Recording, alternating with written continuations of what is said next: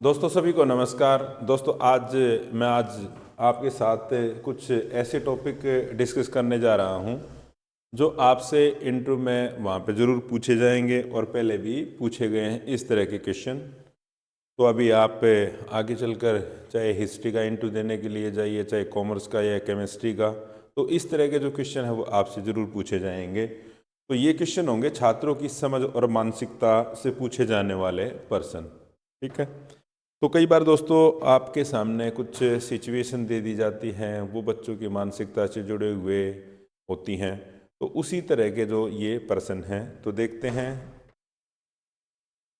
जैसे यहाँ पर जो क्वेश्चन है, आप कैसे सुनिश्चित करेंगे कि हर छात्र को पढ़ाई समझ में आ रही है। ये दोस्तों जो क्वेश्चन है ना कि हर छात्र को पढ़ाई समझ में आ रही है, ये एक अध्यापक के लिए बड़ा ही चुनौती होती है कि उसकी क्लास के अंदर जो उसने पढ़ाया वो हर एक बच्चे को समझ में आना चाहिए। क्योंकि एक अध्यापक का मेन काम ही क्या होता है कि क्लास के अंदर जितने भी जो बच्चे हैं वो सबकी समझ में चीज़ें आ जाएं। ठीक है।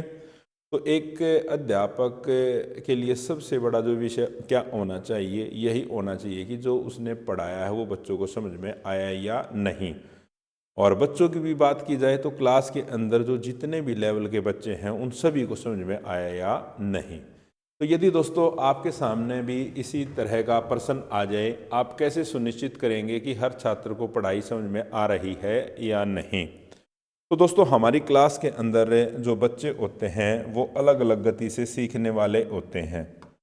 आपकी क्लास के अंदर जो बच्चे मिलेंगे वो आमतौर पर हम उनको 3 श्रेणियों के अंदर बांट लेते हैं। एक तो प्रतिभाशाली बच्चे, एक सामान्य स्तर के बच्चे, एक होगा पिछड़े बच्चे। तो उनका जो लेवल होता है, उनकी रेट ऑफ लर्निंग होती है वो अलग अलग होती है, उनकी स्पीड भी अलग अलग होती है। ठीक है। मैंने तो क्लास के अंदर पढ़ा दिया, क्या सभी लेवल के बच्चों को समझ में चीज़ें आई। इसके लिए फिर मेरे को क्या करना पड़ेगा, मैंने उनका मूल्यांकन करना पड़ेगा, उनको जांचना पड़ेगा। और वो मूल्यांकन करने के लिए मैं अलग अलग बच्चों के लिए अलग अलग तरह के तरीके अपना सकता हूँ। मैं क्लास के अंदर अलग अलग तरह की एक्टिविटियों का आयोजन कर सकता हूँ।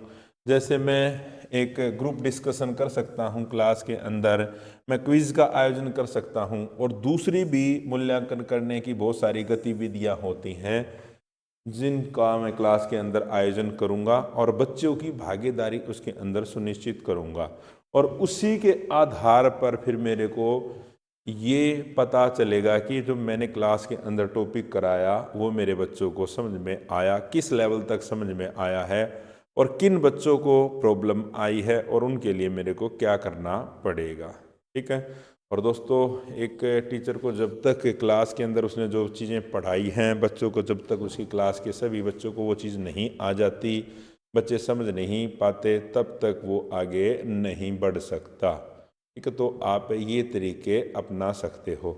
उसके बाद नेक्स्ट जो क्वेश्चन है ये है, विभिन्न पृष्ठभूमि के छात्रों को पढ़ाते समय आप किन चुनौतियों का सामना कर सकते हो। यहाँ पर दोस्तों जब विभिन्न पृष्ठभूमि शब्द आया तो इसका अर्थ आप इस तरह से ले सकते हो कि आपकी क्लास के अंदर अलग अलग सोसाइटी, अलग अलग समुदाय, अलग अलग क्षेत्र से आने वाले जो बच्चे हैं उनकी सामाजिक पृष्ठभूमि अलग अलग है, उनकी आर्थिक पृष्ठभूमि अलग अलग है। एक तो ये हो सकता है। और विभिन्न पृष्ठभूमि का एक अर्थ ये भी हो सकता है कि हमारी क्लास के अंदर अपनी क्षमताओं के आधार पर बच्चे अलग अलग होते हैं। एक तो क्षमताओं के आधार पर भी उनकी पृष्ठभूमि हो सकती है, कोई प्रतिभाशाली होगा, कोई सामान्य होगा, कोई पिछड़ा होगा। एक पृष्ठभूमि ये हो सकती है। एक पृष्ठभूमि ये हो सकती है कोई हरियाणा से है, कोई पंजाब से है, कोई समाज के उच्च वर्ग से है, कोई निम्न वर्ग से है, कोई मध्यम वर्ग से है। तो यहाँ पर जब बात की गई है तो ये है कि ये सारे विभिन्न पृष्ठभूमि के जो बच्चे हैं, तो इनको पढ़ाने के लिए आप किन चुनौतियों का सामना कर सकते हैं। ठीक है। तो दोस्तों विभिन्न पृष्ठभूमि के छात्रों के बीच यदि वो अलग अलग समुदाय से हैं, आप एक ऐसे जगह पर पढ़ाते हैं जहाँ पे माइग्रेट जो लोग हैं वो बहुत ज़्यादा हैं, जैसे कोई इंडस्ट्रियल एरिया है, वहाँ पर आओगे आप, मज़दूर होते हैं, वो अलग अलग जगह से आएंगे। भाई राजस्थान से भी आ जाएंगे, बिहार से भी, उत्तर प्रदेश से भी, हरियाणा से भी होंगे। जो उनके बच्चे पढ़ेंगे वो एक ही स्कूल के अंदर जो सर स्कूल होगा वहाँ पर पढ़ेंगे। तो आपको उस स्कूल के अंदर अलग अलग संस्कृतियों के बच्चे देखने को मिलेंगे। और एक अध्यापक को इसको नेगेटिव में नहीं लेना चाहिए, बल्कि इसको एक पॉजिटिव, एक उत्सव के तौर पर इसको लेना चाहिए। यदि आपकी क्लास के अंदर इस तरह के जो बच्चे हैं, तो मैं क्या करूँगा, उनको एक चुनौती नहीं लूँगा, बल्कि इसको एक अवसर के तौर पर लूँगा। ठीक है।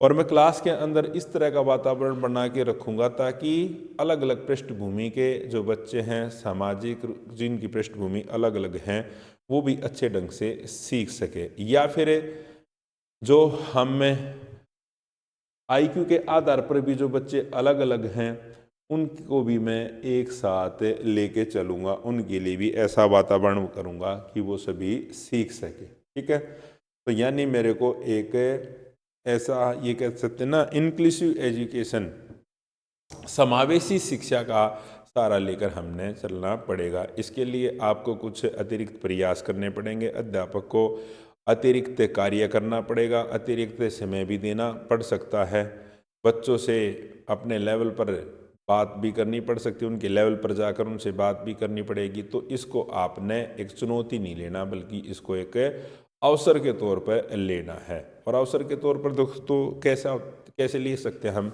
मान लीजिए आपकी क्लास के अंदर एक पंजाबी समुदाय का बच्चा है, एक कोई बच्चा बिहार से आया है। यदि वो स्कूल के अंदर रहेंगे तो एक दूसरे के कल्चर को भी जानेंगे, उनके रीति रिवाजों को, त्योहारों को भी जानने का मौका मिलेगा। तो इस तरह से हम इसको पॉजिटिव वे में लेंगे, इसको प्रमोट करेंगे, ना कि इसको हमें नेगेटिव लेंगे। तो दोस्तों इस तरह के जो क्वेश्चन हैं वो आपसे किए जा सकते हैं।